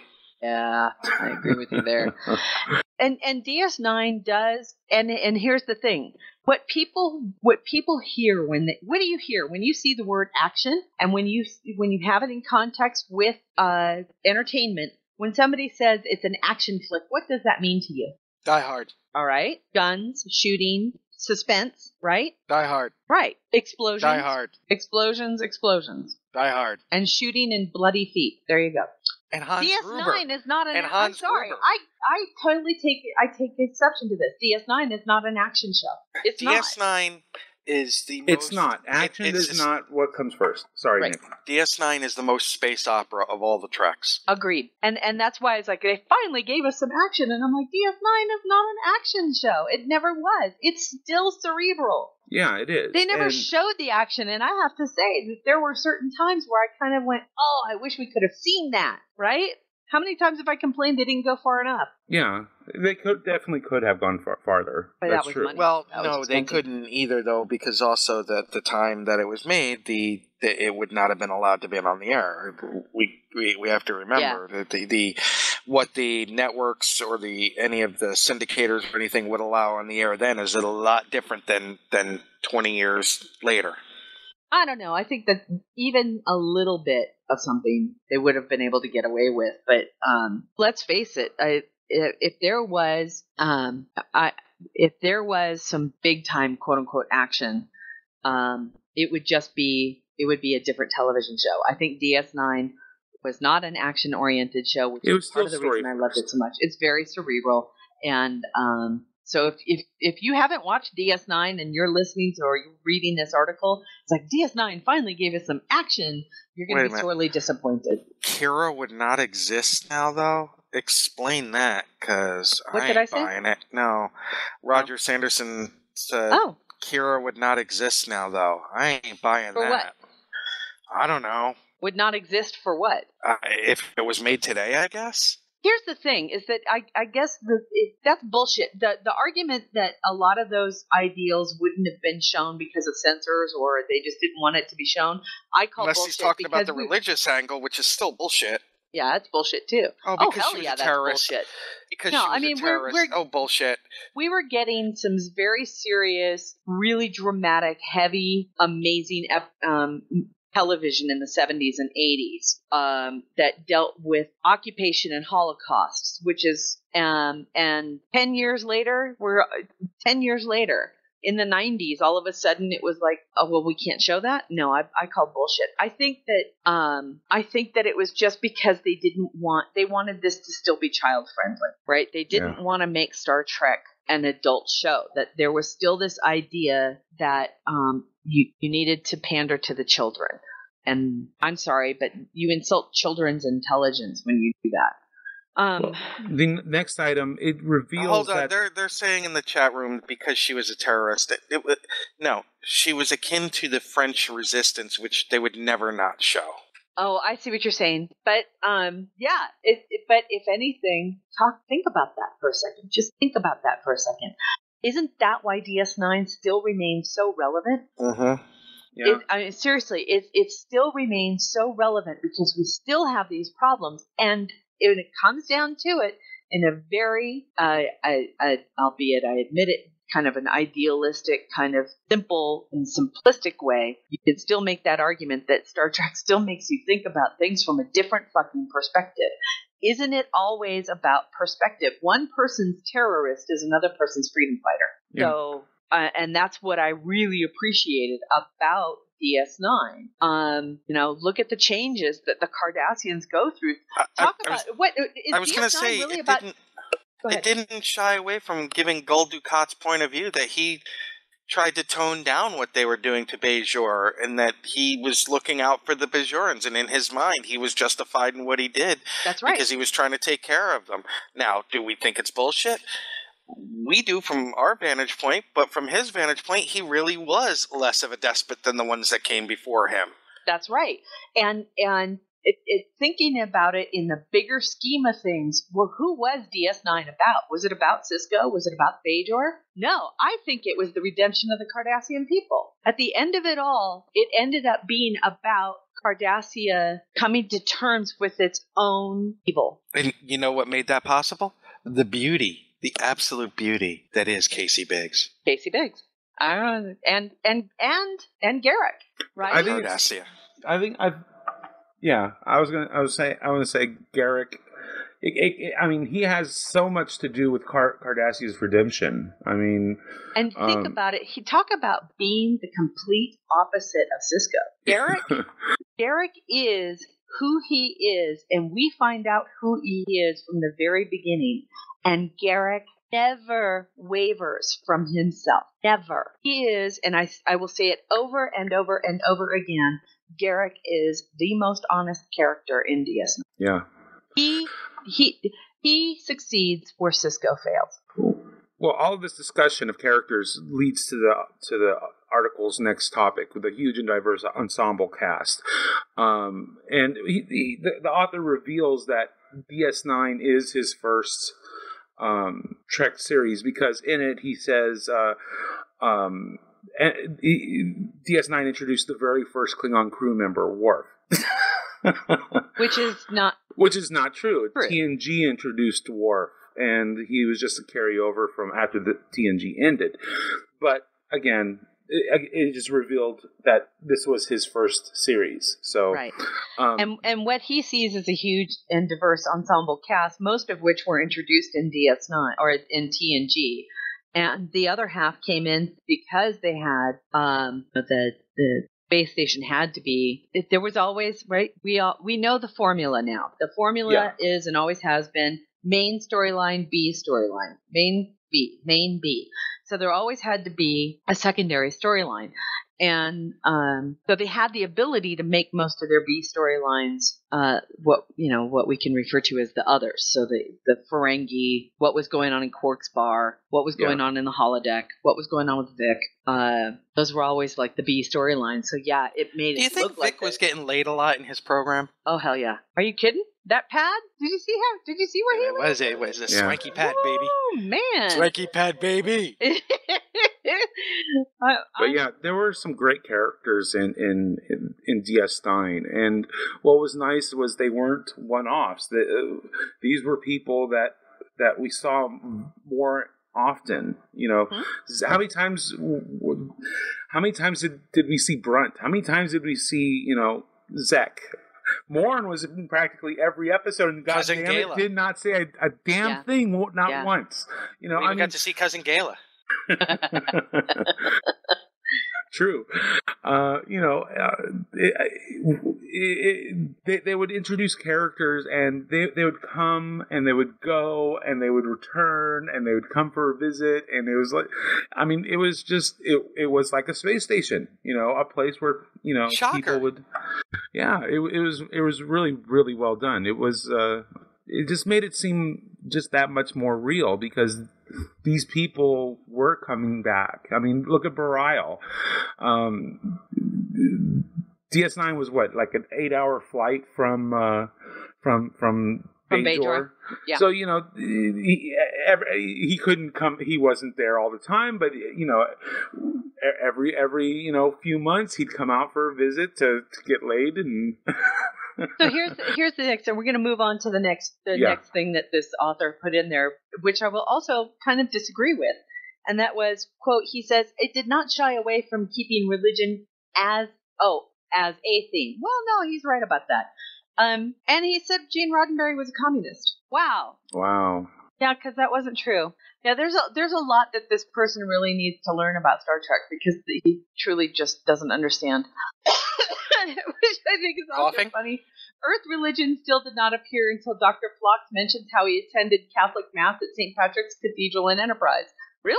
Because there's a couple other mentions, which goes to show this person didn't watch any other fucking episodes. I'm just saying, it didn't understand anything. When were they mentioned before? Huh? But I want to say that they're actually touched on in TOS. The closest it comes in TOS is the bread and circuses, when they think that the sun is the SUN on the Roman planet that's set in the 20th century, and then they talk she about, says no, it's the sun. Right. I think that's the closest, because when they show the wedding, it's a non-denominational thing. It's never. How do I say it? It's never really an issue, because the main importance was to be it didn't matter. I part of the reason why I have a problem with a couple of the episodes in Deep Space Nine, specifically about race, is because I had a hard time taking the next step in believing that Sisko would be so emotional 400 years after things had already, race was already not supposed to be an issue. And I do realize that they did it because it was a timely piece to have, and it was a great piece to have, or a couple of them. It wasn't just one episode, mind you. This was a few of them. To talk to the audience of today. So that's why I kind of went, okay, we can go for it. And it was an important story to tell. But I have a hard time. Why did he have such a problem with this when Uhura apparently didn't? And that was because it was never an issue for her. And she even says so to the Abraham Lincoln character, right? It's like, why? It's not an issue anymore. This is not something that we have a problem with. It's the same with religion. It is, people practice what they want, and it's really no big deal. It's really no big deal. It's not what defines the society. It's everybody, including other species who have other religions. We all find a way to make that not the issue. And so it was an interesting thing because it was a non-Federation species that you got to kind of learn about their religion. And the Bajorans weren't the first religious like philosophy that that we've encountered in Star Trek. I mean, it could be argued that the Vulcans, their philosophy for them very, is very a much kind so of spiritual religion. Yeah. Look, although the Klingons don't believe in God, their philosophy is a type of religion, and Kahless is a kind of savior type of person. So it is a kind of religion for them. And here's the thing: is that the Klingons, for me at least, is the Klingons didn't not believe in gods; they just killed them. They killed them. So, again, it's not the first time we saw religious-like philosophies, but this is, I think, the first time where it was so important to a lot of the characters and to the environment that they were in that we got to see it a lot more often. It was more in your face, I guess you could say, because it was for Kira, for the rest of the Bajorans on the station, it was such an important part of their lives. And we got to see, the Kaiopaka and Kai Wynn, which are these Pope-like figures. And we had these bishop-like figures in Bareil and right. All of the various right. priests that were in and out. It is, and I would agree. Religion is philosophy, spirituality, philosophy. It is these bigger or grander than life ideals about what drives people, and that's what I appreciated about DS9 was because we got to see that through the Bajoran people and how they were able to kind of, and also the downside of that, right? The manipulation of that philosophy, like you're saying, through Kai Wynn. Especially through Kai Wynn, but others were also willing to. Also with Dukat and the Pa Wraiths. Yes. Yeah. But even the way that politics can manipulate religion in the first few episodes of season 2, when Kai Wynn is vying for to be Kai, there's a lot of politics involved there. Yeah. Especially in the first few episodes involving the Circle and before the Maquis. But if you think about it, how untrue was that? That's why I loved the show so much. Yeah. Was because it was showing it exactly for what it is. It wasn't about faith. It wasn't it was about politics. It was about how people can manipulate people through spirituality and through faith and control them and keep them from truly being free. And Kai Wynn is a perfect example of that. And then also to see the other side of it, too. Yes, such as Bareil and the others who Opaka. Who truly show that spirituality and that philosophy and try to live true to that. And that's what I always thought was kind of interesting. I think we do see that in TOS. I think we see it in TNG through the Vulcans and others. Now we even see Ferengi philosophy, Ferengi religion. The Great River and whatnot. So just because it involves money doesn't mean it's not a religion, folks. I'm just saying. Yeah. So I mean, it was very, very interesting. And since we mentioned money, number 6, money matters. Money makes an appearance. Yeah. But if you happen to notice that it's not, they found a way to deal with the money without having to kind of twerk. I did use the word twerk, didn't I? Tweak. To tweak what had kind of already been laid out as far as how the Federation entered and credits got used. But the Ferengi money was a perfect, a perfect infusion of how does an economy like that kind of work? Well, internally, it could all very well be, a moneyless society, but when dealing with other races, there has to be something. And just what's the one Gold Press form? Latinum. What's one form? You think about it. I was trying to explain it to somebody. Why is it any different than what we've got going on the global planet right now? What we've got going on Earth right now is we have multiple countries with multiple forms of money, quote unquote money.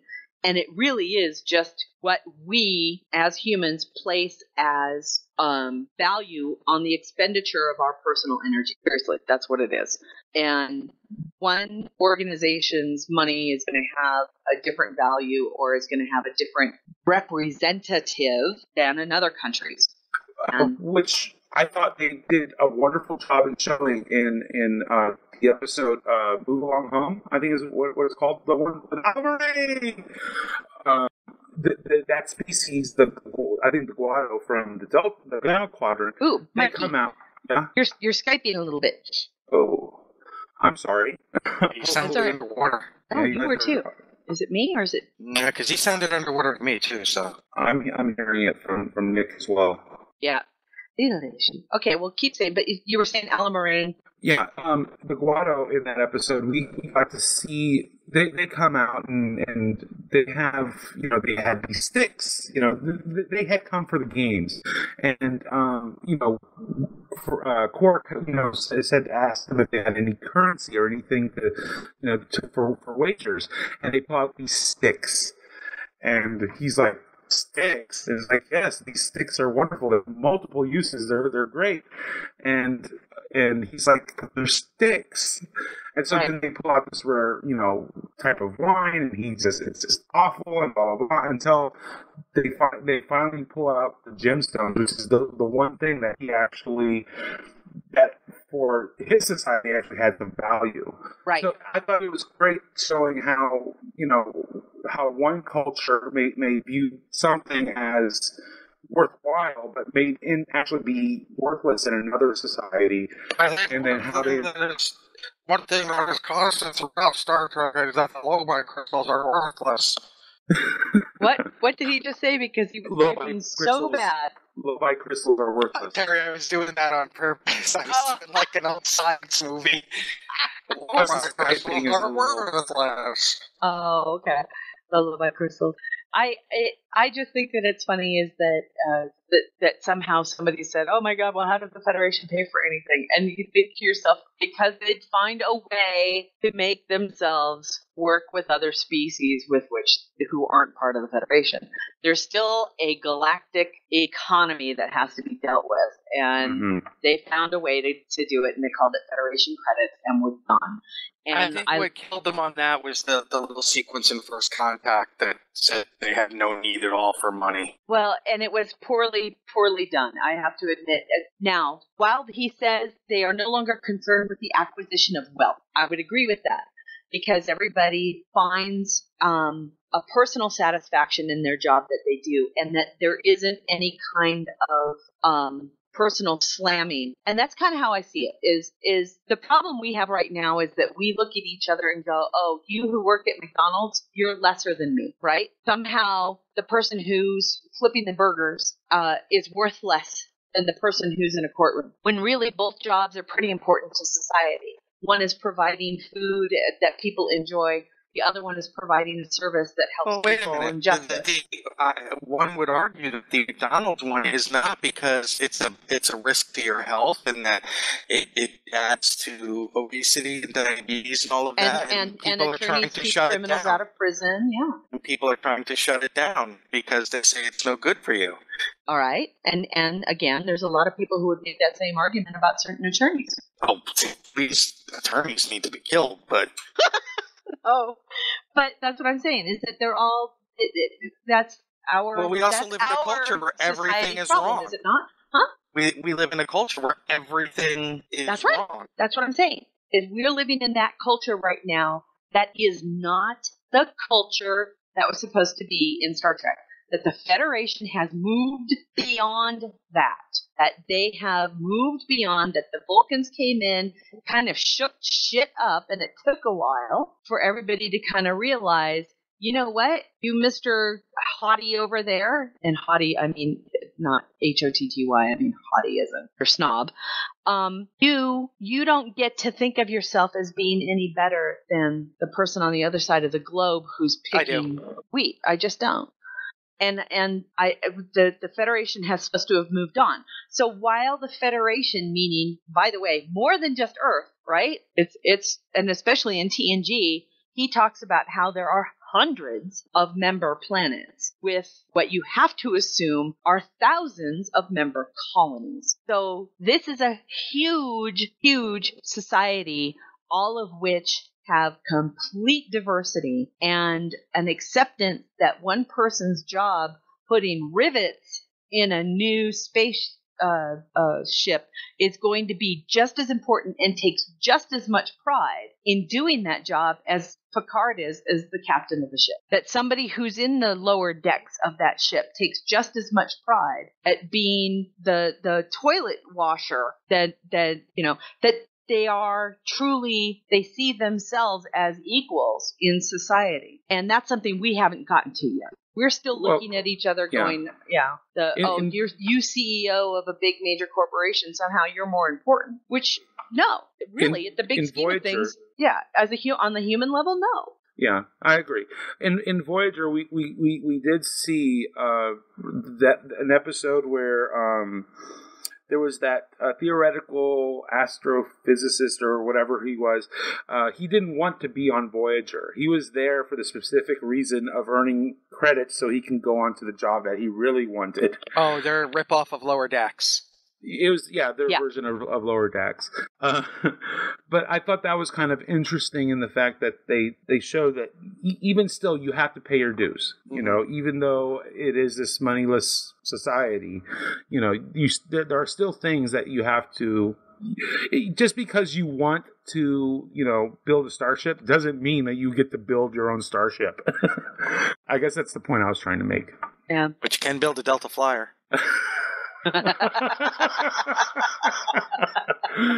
Nick wins. Touche. All right. The number 7. The design of the ship is the best among the lot. And he's talking I don't about agree. He's talking about DS9. He's not talking about Defiant. Yeah. Are you sure? Yeah. He says it's the station itself. He describes it as a superb design in both functional and complex at the same time. Well, it's also strikingly different than most of everything else that we've seen. But that's like saying that a city is better designed than a battleship. It's two totally different. I know. Very different. I agree. I thought that was kind of that's mixing apples and steaks. And I would take. And Go ahead. It's also like comparing, you know, an airplane, a Concorde, a British designed airplane, and comparing it to, you know, a motorboat. You know. It's just, I think it's also very silly because there's a lot of people who would disagree with him about being functional. That the design is very cool, but as a space station, it is poorly designed because all of the what do you call it? It was originally supposed to be a mining station. So thank you. That's what I was going to say, Mike. I got to stick up for them that it was designed as an ore processing station. Yeah. So for that purpose, it may have been perfect. You know, that's true. And then they were retrofitting it to be a space station. For transit. So there I will say that's exactly right. So I would say that as a design for a space station, no, it doesn't, because you're not going to have your mooring points all kind of converged like that. You're going to have your mooring points to the point where you could handle different sizes of ships and they won't interfere with each other. If anything, these spires shouldn't be pointing towards each other. They should be pointing away from each other. Yes, that's like an accident waiting to happen. So I take especially with Mira Riker at the helm. Yeah, no shit, right? His next one, it says it's a modern show. Well, it was modern for its time. Well, yeah, but like you said earlier, there are a lot of aspects about this show that are still relevant. Right. Well, especially when you compare it to Voyager, which was out at the same time. DS9 holds up as prescient and still very relevant compared to, say, Voyager, which is great for writing classes and what not to do. And even, I mean, if you look at TOS 50 years from, today, I mean, it's But I think it's funny. Here's the sentence. Star Trek, the original series, was a classic even at the time it was aired. It had many references to literature, philosophies, classical music, and all it made extremely classy. Some of the philosophies appeared to have spilled over on the sci-fi alien avatars, but we still accept it as this was novel in its own way at the time. DS9, on the other hand, came out as a really modern show. It had political, religious, and wartime issues. And I'm thinking to myself, well, wait a minute. It also had literature, philosophy, classical music. No, but I think he's talking more of because like we were saying, the DS9 was more an allegory to what was happening into the Balkans at the time, but which is still relevant with the Palestinians and Syria and all of that. So and it's that's much and more. that's where I take umbrage with that, just because TOS was a reflection of what life was like and some of the philosophies that you were trying to deal with in a very unpopular war, which was Vietnam. Then TNG was dealing with the 80s and the influx of greed, plus Of shoulder pads. They were big. I'll tell you, I wore big shoulder pads. I won't lie, I did. And so I like each big one pads is and a I cannot reflection lie. of itself. DS9 happened to be better and in a better position to be able to talk about what was going on in Serbia and its modern reflection of war at the time, because Vietnam had already occurred, because we had already stepped into more of a proactive policing role after Vietnam. And you got to see its reflection in the storytelling from that show. That's all there is to it. So I don't say it's any more modern than any other show that was. Yeah. It wasn't. They were all a reflection of the time. But So, what's even kind of even scary, Enterprise was a post 9/11 show. yeah. But what's scary is that a lot of the issues that DS9 dealt with, we're still dealing with them. 25 years later? Yeah, and we're still dealing. Trust me, we're still dealing with everything that we were dealing with back then. But it's not like, I don't think very many people truly understand how different Vietnam was for us as a country. There are generations of kids who do not get it, who do not understand how that war changed everything. And it changed it because it was the first time we ever lost. And two, we didn't know how to deal with that. We as a people still are in denial about that. So it's something we never talk about, right? It's like that Brighton Beach memoirs thing. It's like, oh, she's got cancer.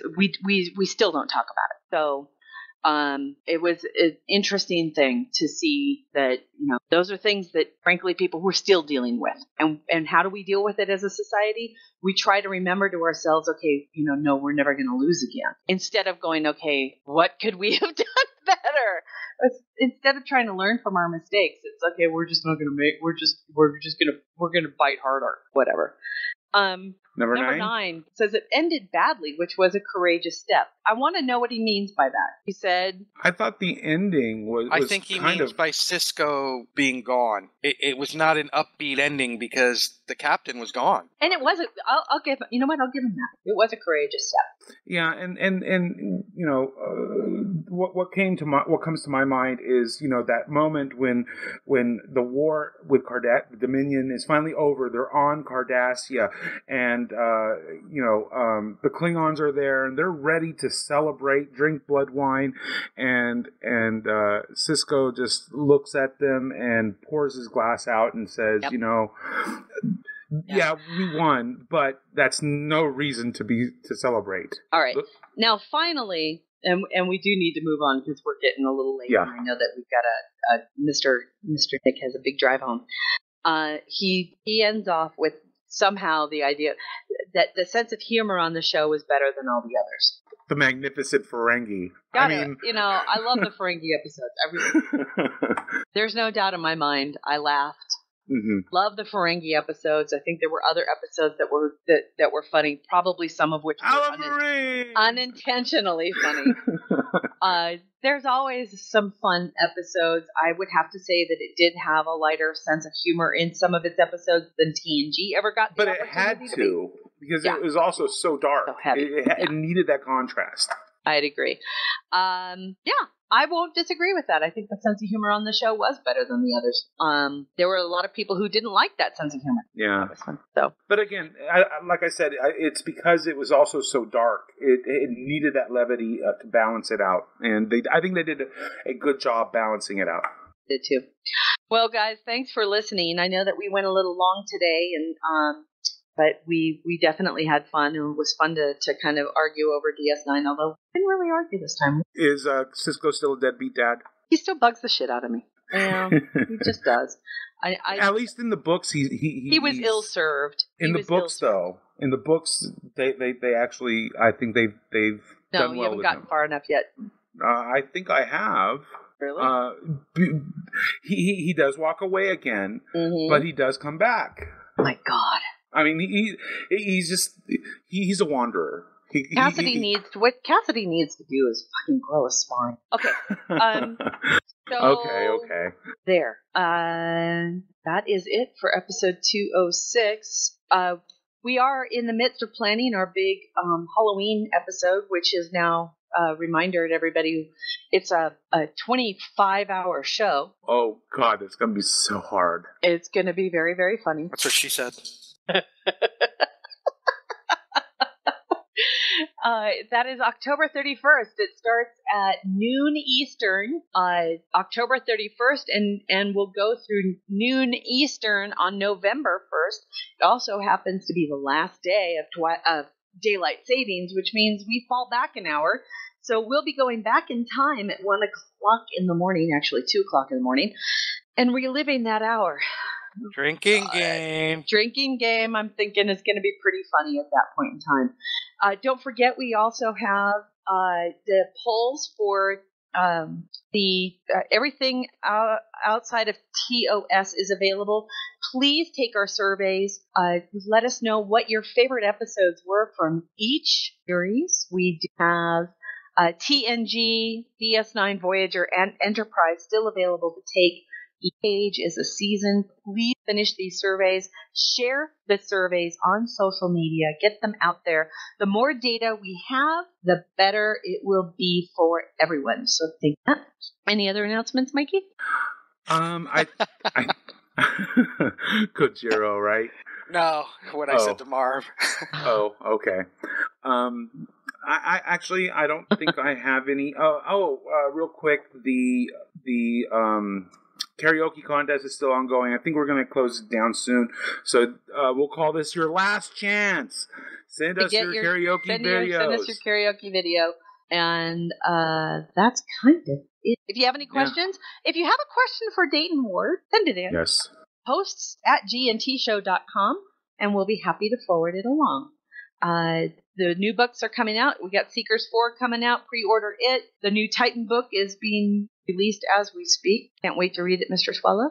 And, I believe it's called Release the Kraken. No? I don't know. And until next week, you join us for episode 207. Until then, I'm Is next Carrie week a Lynn. holiday? I don't know. Is it? I don't know.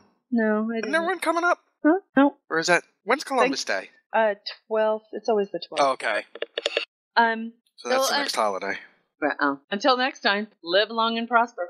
Kapla! Joel on true cocksuckers.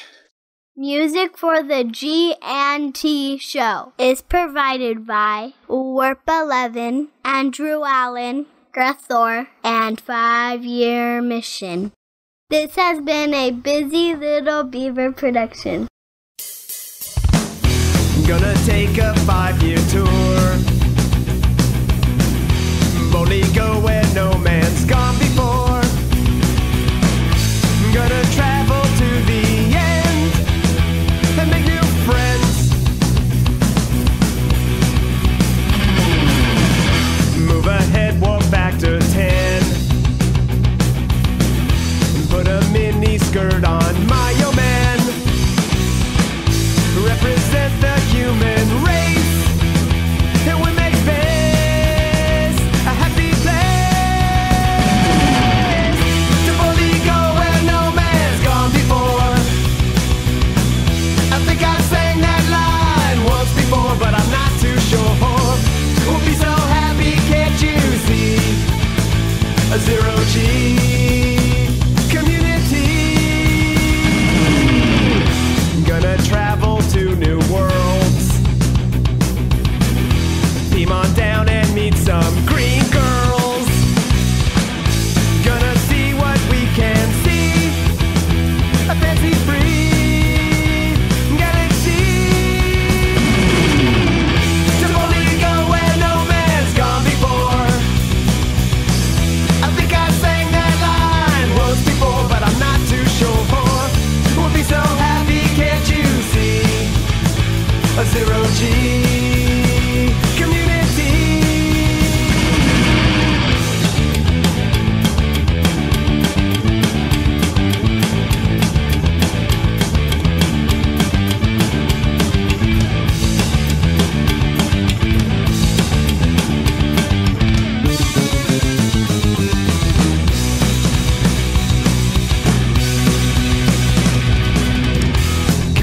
take a tour with me. There'll be no cons or Kobayashi. I'm gonna travel to the end and make new friends with aliens. To Boligo where no man's gone before. Space heavy. I think I sang that line once before, but I'm not too sure. We'll be so happy, can't you see? A zero-G community. To Boligo where no man's gone before. Space happy. I think I sang that line once before, but I'm not too sure. We'll be so happy, can't you see? A zero-G